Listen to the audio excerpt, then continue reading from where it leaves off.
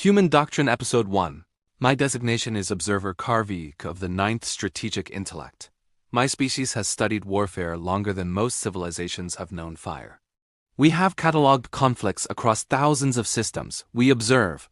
We analyze. We predict outcomes, and until recently, our predictions were reliable. I was deployed to the border world of Rethos to observe a conflict between the Mbekai collective and a newly arrived species known as humans. The assignment parameters were simple. Determine why the Mbekai, our longest and most predictable rival, were losing ground at an accelerating rate. The Mbekai are not brilliant, but they are consistent. Heavy armor, energy weapons, layered fortifications, attrition warfare measured in decades, often centuries. Against my people, they are a wall. Against most species, a slow but unstoppable tide. And yet, against humans, they were collapsing. I initiated cloak systems on my light reconnaissance mech and positioned myself along a volcanic ridgeline overlooking the Mbekai mineral extraction complex. From above, the battlefield was organized, almost elegant. 3 mountain ranges, a caldera basin, hardened hangars carved into stone, shielded facilities. Defensive geometry perfected over centuries. Mbekai forces were textbook. 20 light mechs, 15 medium assault platforms, 2 heavy units. Infantry and layered support trenches. Efficient, predictable, deadly. Then I turned my attention to the human side. Classification failed almost immediately. At first glance, I counted over 100 combat units. That alone was unusual. But it was the variation that forced me to pause my data feed and recalibrate. Humans did not deploy in neat categories. They deployed chaos. Small units moved like mechanized infantry, barely larger than powered armor. Others matched my own mech skill. Some were tracked. Some walked. Some rolled. Some did all 3, switching mobility modes mid-movement without hesitation. Their heavy units made no sense. One carried artillery larger than an Mbekai siege cannon yet moved faster than a medium mech. Another was essentially a walking arsenal, guns layered on guns, recoil dampeners screaming. And then there was the largest one, 40 stories tall. 6 legs, armored like a mobile fortress. It did not move. It waited. I logged it as anomaly class asset. Before the Mbekai could complete their targeting solutions, sound reached my sensors.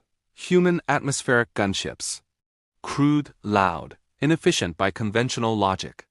And terrifying.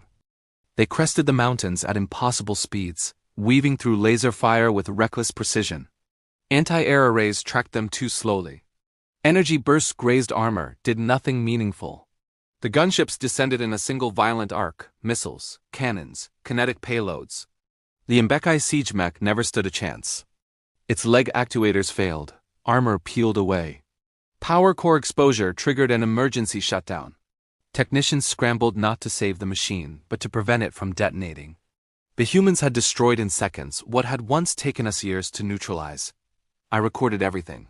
Then I noticed something else. A red glint, far on a distant mountain, barely visible. Gone in less than a second. Before I could adjust sensors to investigate, artillery struck. Not saturation fire. Not random bombardment. Precision. Shells impacted directly into anti-air platforms and heavy mech clusters. Targets were eliminated before they could react. One Mbekai pilot was caught outside his unit. There was nothing left of him that could be identified. I felt my gastric sac tighten involuntarily. Kinetic warfare. We abandoned it centuries ago in favor of clean energy solutions. Humans had not. Their artillery ended. Then the ground shook. Human mechs surged into the basin. They moved too fast, legs bent forward at improper angles. Feet touched down on wheels for momentum, then locked back into walking position.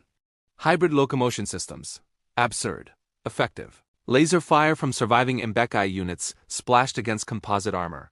Humans responded with kinetic volleys, railguns, autocannons, high-velocity mass drivers.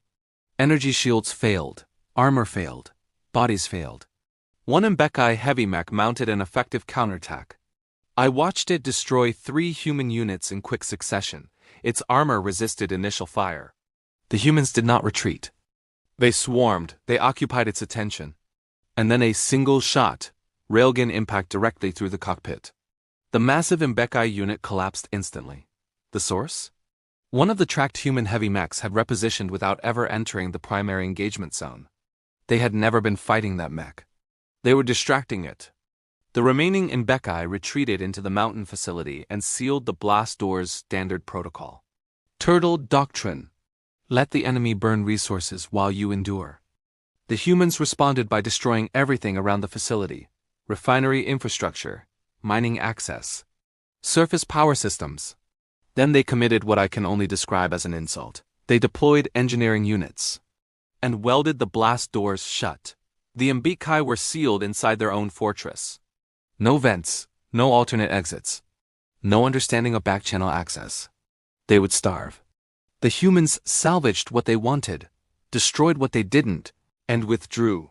Efficient, cruel, deliberate.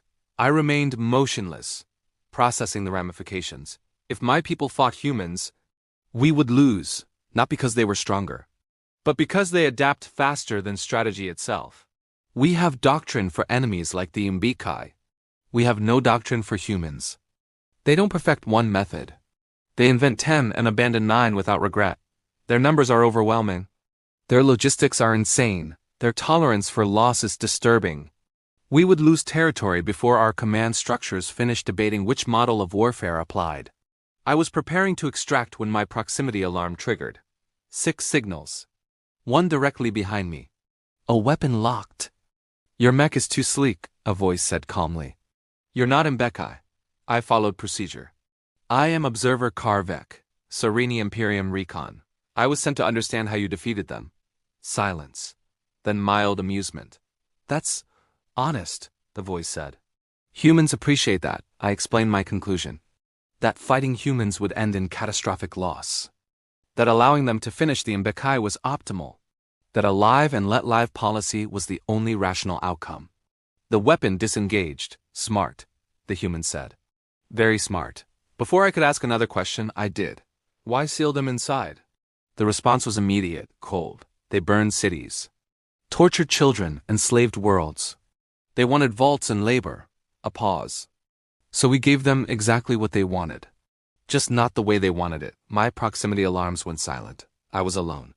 I extracted without interference, though I could feel eyes on me the entire time. As I left orbit, one truth solidified beyond doubt. Humans are not conquerors. They are correctors. They do not seek dominance.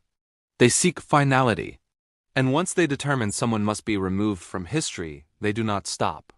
This concludes my first testimony. The Imperium must adapt, or endure extinction.